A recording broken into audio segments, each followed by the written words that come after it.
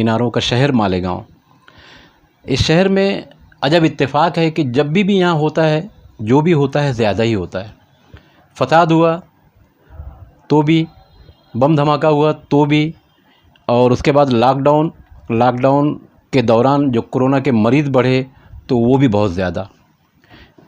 اس کے بعد جب کرونا کے پیشنٹ یہاں ختم ہونے لگے، اور تقریباً اس وقت میں مالیگاؤں میں موجود ہوں، ختم کے برابر ہیں، تو مالیگاؤں کا کاڑھا منصورہ کے نام سے مالیگاؤں ہی نہیں، ہندوستان ہی نہیں، پوری دنیا میں یہ نام سامنے آیا، مالیگاؤں کا کاڑھا۔ جب مالیگاؤں میں کرونا کے مریض زیادہ تھے تو لوگ یہاں کے لوگوں سے ملنے سے بھی بچتے تھے، جو باہر کے لوگ تھے وہ ملنا نہیں چاہتے تھے، مگر آج اسی شہر میں آ کر لوگ یہاں کاڑھا ڈھونڈ رہے ہیں، مالیگاؤں والوں کی مدد لے رہے ہیں، یہ بڑی بات ہے۔ اس وقت ہمارے ساتھ میں حاجی حافظ عنایت اللہ صاحب موجود ہیں، اور مالیگاؤں کی جو تحریکیں ہیں اس سے جڑے ہوئے ہیں کہیں نہ کہیں، اور منصورہ جو کاڑھا ہے اس کے تعلق سے بھی بہت سارے کام کیے ہیں، اور لاک ڈاؤن میں جو انہوں نے کام کیا ہے بند ہاتھوں سے، اس کی بھی بات کریں گے۔ حافظ صاحب، یہ سچ ہے، میں بھیونڈی سے ہوں، اور لوگ جب مالیگاؤں کے حالات خراب ہوئے کرونا کو لے کر، تو لوگ مالیگاؤں والوں سے ڈرنے لگے کہ یار ان سے ہاتھ ملائیں گے تو کہیں ہمیں نہ ہو جائے، مگر جس طرح سے کرونا کا معاملہ مالیگاؤں سے ختم ہوا ہے اور اب لوگ مالیگاؤں میں آ کر کاڑھے کی تلاش کر رہے ہیں، تو کیا کہیں گے آپ؟ اور آپ نے جو اپنے تعلق سے کام کیا اس شہر میں لاک ڈاؤن کے دوران، کرونا کے دوران، اس کے بارے میں تھوڑا سا تفصیل سے بتائیے۔ بسم اللہ الرحمن الرحیم۔ السلام علیکم ورحمۃ اللہ وبرکاتہ۔ تمام تعریف اللہ رب العالمین کے لیے ہے۔ میں نہایت ہی شکر گزار ہوں آپ کے اس چینلز کا، جو آپ نے مجھے اپنی بات کہنے کا موقع دیا۔ مالیگاؤں میں جس تعلق سے آپ گفتگو کرنے کے لیے آپ میرے پاس آئے ہیں، میں آپ کو مالیگاؤں کی خصوصیات میں سے سب سے پہلی یہ بات بتا دوں کہ یہ شہر اتحاد اور اتفاق پر قائم ہے۔ آج تک نہ جانے کتنے معاملات پیش آئے، چاہے وہ بم بلاسٹ کا معاملہ ہو یا دیگر کسی بھی آفات کا معاملہ ہو، یا آج جو کورونا کی مہاماری ہے اس کا معاملہ ہو۔ یہاں کی یہ خاصیت یہ ہے کہ میں ہی نہیں، یہاں کے شہر کے جتنی بھی سماجی، سیاسی اور ڈپارٹمنٹلی تنظیمیں ہیں، یا محصول ڈپارٹمنٹ ہے، یا ہمارے کلکٹر ڈپارٹمنٹ کے جو بھی عملہ ہے، سبھی لوگوں کی متحدہ کوششوں سے ہمارا یہ شہر کورونا سے مکت ہوا ہے۔ اور اس میں سب سے بڑی بات یہ ہے کہ اس شہر کی یہ خاصیت ہے کہ سب لوگ ایک دوسرے کے ساتھ تعاون کرتے ہیں، اور بلا تفریق مذہب و ملت، بلا تفریق ذات پات، بلا تفریق نسل، یہاں تک کہ برادران وطن کو بھی ساتھ میں لے کر کے چلنے کی ہمیشہ یہ شہر کوشش کرتا ہے۔ جہاں تک میرا تعلق ہے، میں ایک کاروباری انسان ہوں۔ اللہ رب العالمین نے علم کے ساتھ شہر میں خدمت کرنے کے لیے ایک کاروبار دیا ہے۔ میں کنسٹرکشن کی لائن سے منسوب ہوں، اور جمعیت اہل حدیث کا وائس پریسیڈنٹ ہوں، جو کہیں نہ کہیں ایک پلیٹ فارم ہے جو پورے طریقے سے پورے ہندوستان میں اپنی نمائندگی کرتا ہے۔ اس پلیٹ فارم سے ہم لوگوں نے اپنی بساط کے مطابق شہریان کے لوگوں میں جو بھی مستحق حضرات تھے ان تک بھی خاموش خدمت کی، اور ہمارا جو ادارہ ہے جس کے چیئرمین ہمارے محترم ارشد مختار صاحب ہیں، ان کے توسط سے بھی ہمیں بہت کچھ خدمت کرنے کا موقع ملتا ہے۔ آج انہی کا یہ جذبہ ہے کہ ہمارے درمیان یہ منصورہ کا کاڑھا دستیاب ہے، اور ان کی بیجا انتھک کوششوں سے مختلف ہندوستان کے علاقوں میں یہ کاڑھا پہنچایا جا رہا ہے، اور لوگ اس سے شفا یاب ہو رہے ہیں۔ اور ہمارا جو جمعیت کا پلیٹ فارم ہے، ہم لوگ بلا کسی تفریق کے لوگوں کے لیے خیر خواہی کا جذبہ رکھتے ہوئے راشن کی کٹ وغیرہ پورے لاک ڈاؤن میں جب تک 4 مہینے سے تقریباً یہ مرحلہ چل رہا ہے، مختلف مرحلوں میں ہم لوگوں سے اپروچ ہو رہے اور لوگوں تک اپنی خدمات پیش کر رہے۔ اس کے اندر ہمیں تمام ہی مکاتب فکر کہ لوگوں کا تعاون ملا۔ اس شہر کی سب سے خاص بات یہ ہے کہ ہم لوگوں کے اندر اتحاد اور اتفاق ہے۔ اتحاد اتفاق کی وجہ سے لوگوں کی دعائیں بھی شامل حال ہیں۔ لوگ اپنی بساط کے مطابق ایک دوسرے کی خیر خواہی میں لگے رہتے ہیں، کوششیں کرتے ہیں اور دعائیں کرتے ہیں، اور دان، زکوٰۃ، صدقات، خیرات، یعنی ہر قسم کی جو بھی ان سے پاسبلٹی ہے، ایکٹیویٹی ہے ان کے اندر ہونے کے جو بھی یعنی مراحل ہیں اس کو انجام دیتے ہیں۔ یہی وجہ ہے کہ مالیگاؤں کو جس طریقے سے پورے ہندوستان میں ٹارگٹ کیا گیا تھا، لیکن اللہ رب العالمین نے اس کو یہ عزت بخشی کہ آج ہر شخص مالیگاؤں کے کاڑھے کو ڈھونڈتا پھرتا ہے، اور ہماری یہ کوشش ہے کہ بلا تفریق مذہب و ملت ہر انسان کے پاس صرف انسانیت کے ناطے یہ کاڑھا پہنچے، اور اللہ رب العالمین ان کو اس سے شفا بخشے۔ ہماری یہی نیت بھی ہے اور اللہ سے یہی دعا بھی ہے۔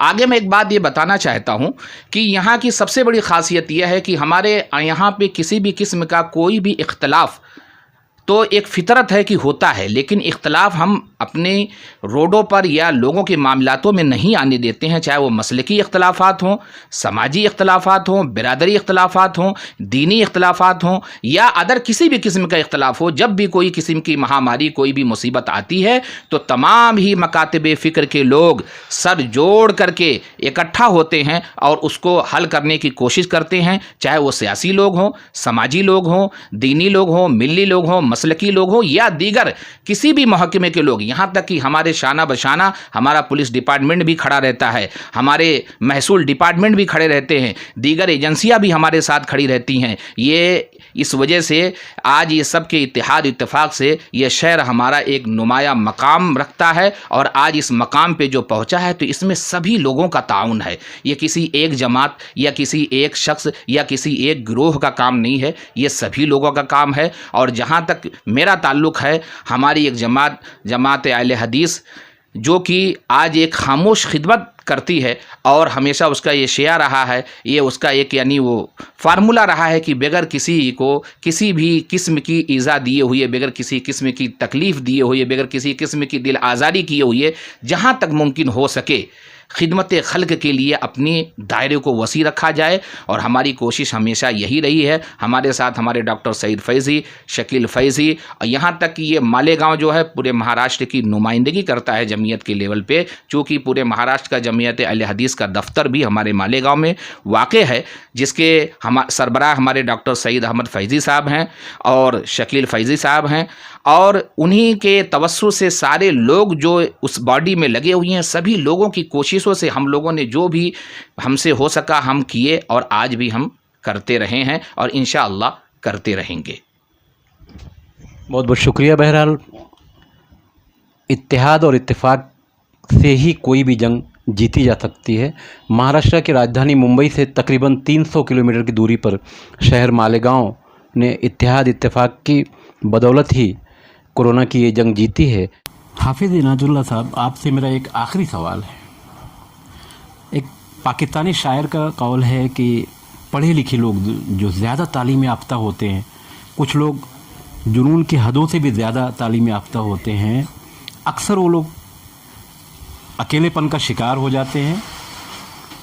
اکثر ایسے معاملات ہوتے ہیں کہ وہ خودکشی کر لیتے ہیں، مگر پاکستانی شاعر کا ایک قول ہے، بڑے پیارے انداز میں انہوں نے سمجھانے کی کوشش کی ہے کہ حافظ، مولوی، قاری، اس طرح کے لوگوں نے کبھی، میں نے خود بھی نہیں سنا کہ کسی نے خودکشی کر لی، مگر بڑے لوگوں کو اکثر میں نے سنا جو تعلیم یافتہ لوگ ہیں انہوں نے خودکشی کر لی۔ تھوڑا سا پرسنل لائف کے بارے میں، اور کیونکہ آپ کے ساتھ میں حافظ بڑی اہمیت کا حامل ہے، یہ چھوٹا سا سینٹنس، اس کے بارے میں تھوڑا سا بتائیے۔ آپ کا بہت بہترین سوال ہے، اور پہلی مرتبہ کسی نے پرسنل لائف جاننے کی کوشش کی ہے۔ میں آپ کے اس چینل کے مادھیم سے اپنی بات اپنے تمام ہی ناظرین تک پہنچانا چاہتا ہوں، اور ایک مقصد کام کے تحت۔ سب سے پہلے تو میں یہ بتا دوں کہ میری ولادت ایک یعنی زمیندار گھرانے میں ہوئی۔ میرے والد صاحب کے 4 بھائی تھے،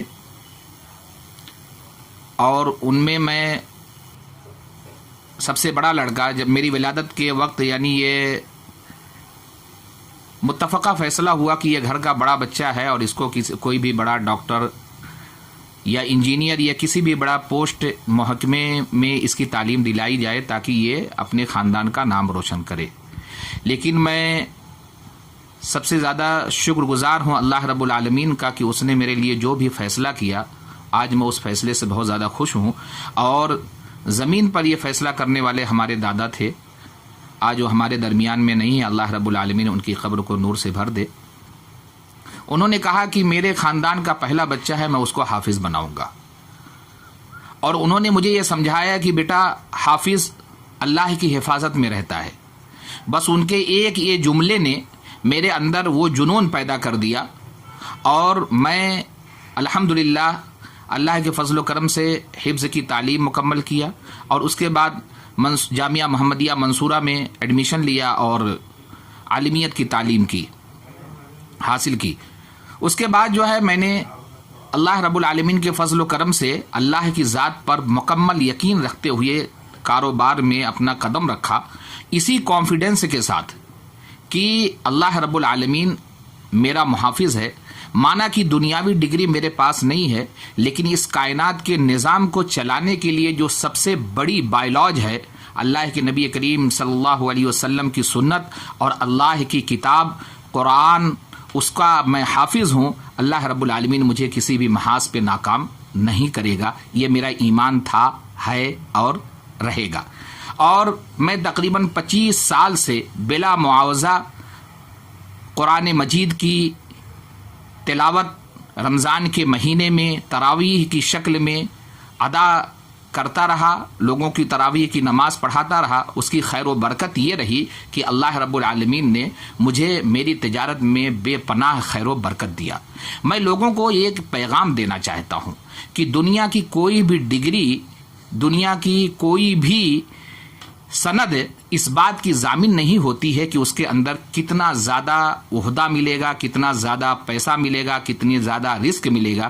رزق اللہ کے ہاتھ میں ہے. اللہ رب العالمین جس کو چاہتا ہے بغیر حساب کے دے دیتا ہے.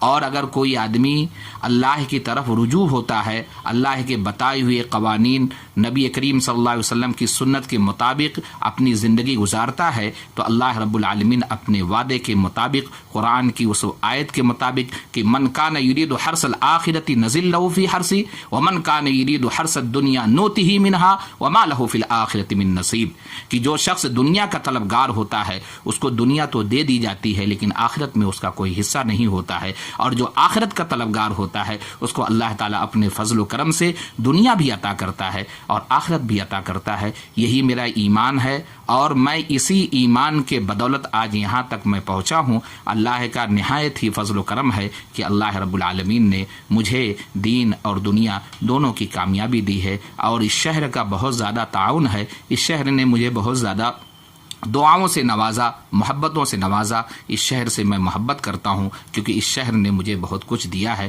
اللہ رب العالمین ہمیں اور ہمارے شہر کو اور تمام ہی اہلیان شہر کو، تمام ہی ملک کے مسلمانوں کو اور دیگر لوگوں کو اپنے حفظ و امان میں رکھے. جی بہت بہت شکریہ. میں اس وقت مالیگاؤں سے لقمان انصاری کے ساتھ خان فخر عالم.